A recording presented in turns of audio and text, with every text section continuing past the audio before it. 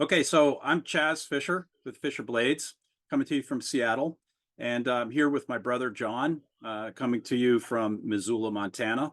And today I wanted to talk with my brother about what we're doing with this new Fisher Blades. I call it the new Fisher Blades because we are doing something a little different than what my brother had been doing with the custom stuff. And so I just want to get your perspective, brother, on what you think this new direction for us is, and why it's so cool. And then I'll give you mine if you Yeah, want it. well, I think in a nutshell, it's taking the knowledge of making custom knives and the small details. And I come from a background of craftsmanship, or a craftsman sort of history of woodworking, furniture making. So little detail things are very important to me, and having learned knife making, how important those little details are. And we are trying to take some of that knowledge and basically produce a knife that has the quality and the design in it without the high cost of a custom handmade knife. We're getting some of the best USA manufacturers in each section of what it takes to make a blade to do this work for us, and outputting a knife with a very high design that has been tested, at a quality and cost that is fantastic value. I mean, that's kind of how I see what we're doing is is being able to take that custom knowledge and apply it to production knives so that they have a, a real value in the details, which is really Yeah, what is so important, right? I mean, yeah, a sharpened piece of metal can do a lot for you, but it's the yeah, details, it's the handle, it's the contours, it's the length, it's the grind, a million little yeah, things. And having that knowledge from making knives myself and applying it to a production um, uh, template really, I think, outputs a tremendous knife at a very, very reasonable cost. yeah, If I were to make by hand these knives that we're about to production, I mean, they would be twice as much. I yeah. mean, it was just you just can't get around what it costs a human being with some knowledge and equipment to make these things one at a time. Yeah. So that's sort of how I see it. How about you? What do you see it as? Yeah, I mean, I see it the same way. I think there are three big drivers for us.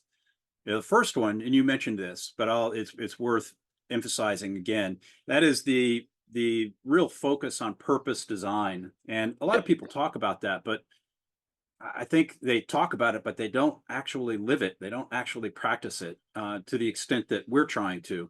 And that is to take a look at what the need for the knife is. And, uh, well, a quick aside, we do talk about trying to make the perfect knife. And there's no one perfect knife for anything. The most perfect knife you can ever have is the one that you have in your pocket Right. at the time, Exactly. when you need one. But that said, there are more perfect knives than others. And if you can choose your knife, if you can make your knife more perfect, you would make it more perfect for what you need.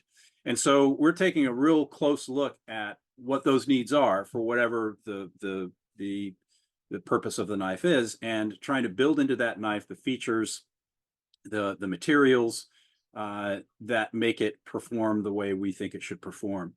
Yep. So a real emphasis on purpose design. That's the first point.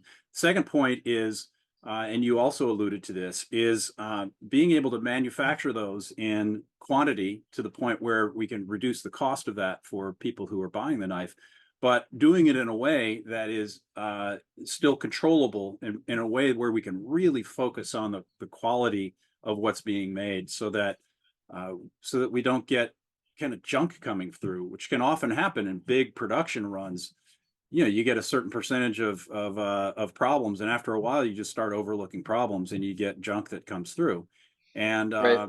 and I've seen that before in, some of the production knives that I've been involved with. So all of our production stuff is batch run. So we're doing small batches so that we can really concentrate on the quality that gets through in the end, and we can pay very and close attention. be able to innovate so that in one batch we may find a slight change or modification Yeah, to a blade that would improve it, where a big company yeah, like SOG or Boker, I mean, they might, I don't know what their runs were, 10,000 whatever. yeah, I mean, we're smaller, so we're able to be flexible and to make changes when they are warranted. yeah, um, exactly. and to make some special stuff, because we're going to both have regular batch runs and what we're calling unicorn runs, which will be one run of 200, 300, Yeah, whatever it might be. And we will never produce that combination of colors, grind, scale material, steel, whatever the combination is, ever again. It will be a one run unicorn batch. right. So Unicorn edition. that is something that the big guys, the big production guys, really can't do. I mean, they can Yeah, do it it on a doesn't make large scale. sense. Yeah, it Yeah, doesn't make sense at the scale that they're operating, but it makes right. sense for us. So yeah, those small batch production runs where we can focus on quality and produce innovation a little bit more quickly and with uh, more nimbleness than some of those Sure. bigger guys. And then the third thing is, and this is important to each of us, is made in America Absolutely. to the extent we possibly can, and very specifically not made in China, to be Yeah. honest. Yeah, China has, we don't want to get in, we could make this its own podcast, and I think we might should do that in the future. But there are some not great things going on over there. We all know Yeah. it, and yet we all, hunger. We go down to the Costco to buy cheap shit, and Yeah. we refuse to buy American shit, or American quality. And so our aim is to make high quality American made Yeah. knives. And so, like in this first production run, you and I have discussed it a lot. Everything is sourced here, with the exception of the blade steel, which comes from Germany, which is a longtime ally, and um, they do things right there. Everything else is made in the USA, including fasteners and scale material. So